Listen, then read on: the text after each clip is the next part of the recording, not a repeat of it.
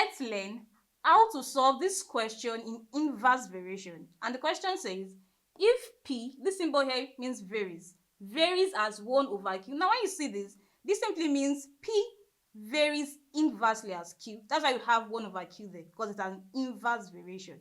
And P equals 4 when Q equals 1 over 2. We are to find the formula connecting P and Q, then B, Q when P equals 10. Let's solve.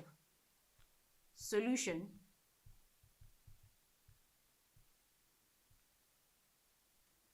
Okay, so we write that out first. P varies as 1 over Q, then which is the same thing as having P equals K over Q, where K is the constant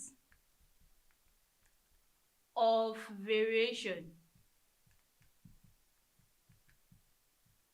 Now to find the formula connecting P and Q, we just need to find the value for our K, and to do that, we substitute the values P equals 4 when Q equals 1 over 2 inside to find the value of our K.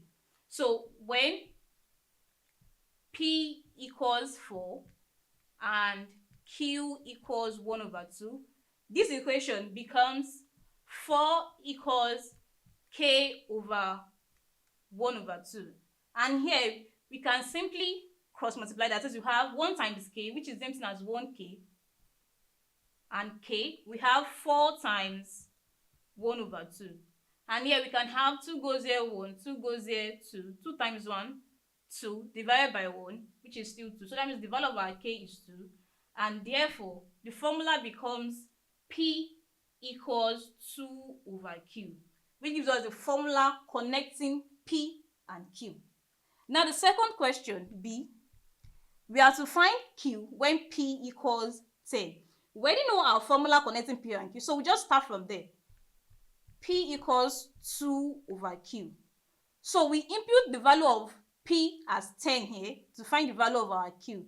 So when P equals 10, this equation becomes 10 equals 2 over Q.